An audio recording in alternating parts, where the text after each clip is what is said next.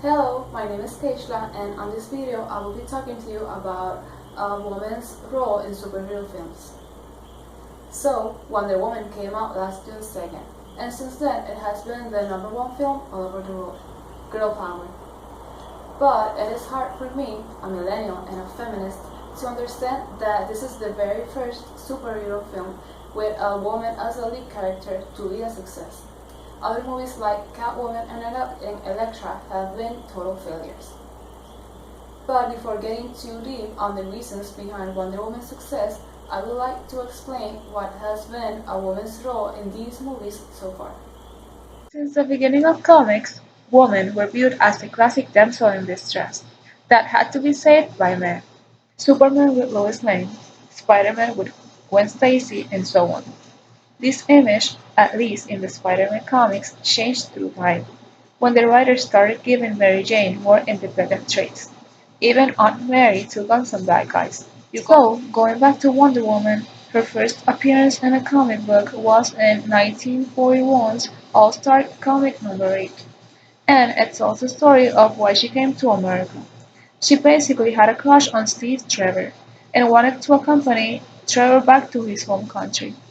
It is not until 1986 that the story is rewritten, and Wonder Woman leaves the island of the Amazons to defeat Ares with Steve's help. On other appearances, she is viewed as a sexual object, as Superman and other heroes get distracted by her female traits. Speaking of women being objectified, let's talk about women in superhero movies. Have you seen what these women wear to battle?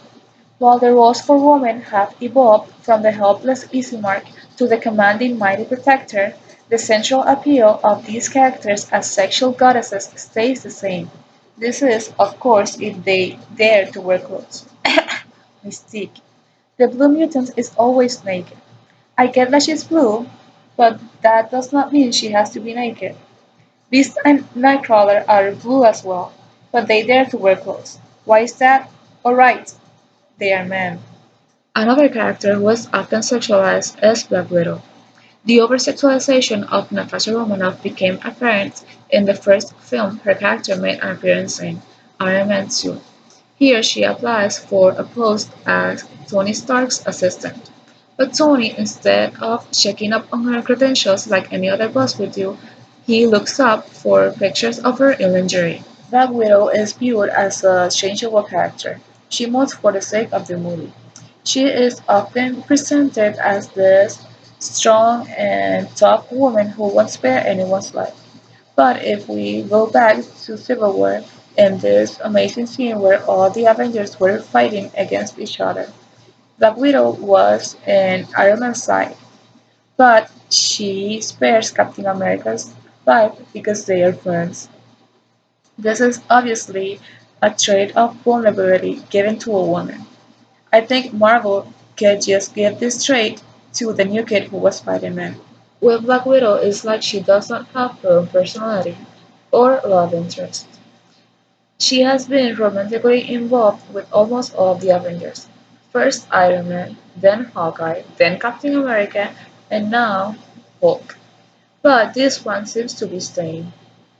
The same thing happens with Mystique. She is romantically involved with both Magneto and Beast.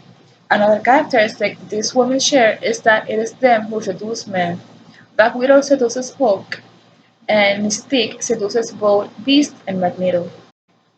At least there are some pro-feminism traits in these movies. Gwen is a great example. In the Amazing Spider-Man franchise, Gwen is viewed as a smart woman who is following her dreams. She is not viewed as a damsel in distress or as a man's sexual object. She is Spider-Man's sidekick, and although it is him who kicks ass, she is the mind behind the act.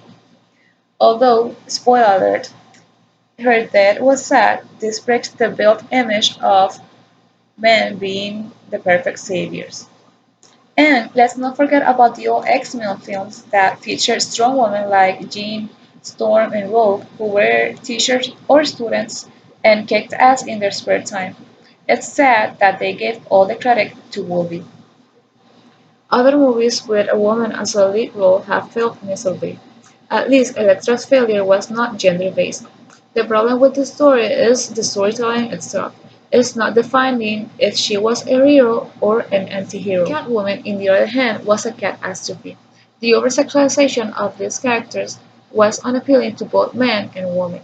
There's this idea in Hollywood that the comic book reader is male, so when making a movie, the director targets the male. Wonder Woman's director, Patty Jenkins, a woman by the way, said that her movie was not intended for a specific audience. She just wanted to tell the story of a superhero for people that like superheroes. Another fact that makes Wonder Woman different is that she is not sexualized. Although she is wearing a dress, her breasts are fully covered, stopping forever the idea that women have to be uncovered to be considered beautiful. She is portrayed as a complex, real, and complete character. She has great power, and she only wants to use it for good. She is kind, but not naive. She is perceived as smart and athletic.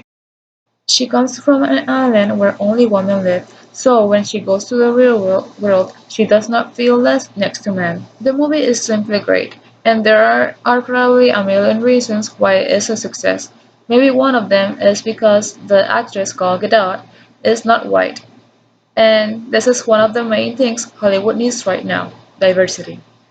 It all comes down to the sudden realization of the need for a woman to look up to, a role model. This is definitely the start of a new era. Movies like X-Men Dark Phoenix, Captain Marvel, Ant-Man and the Wasp, Gotham City Sirens, and Batgirl will focus more on women's stories. So make sure to support feminism by checking them out. Thank you so much for watching my video and I hope you liked it.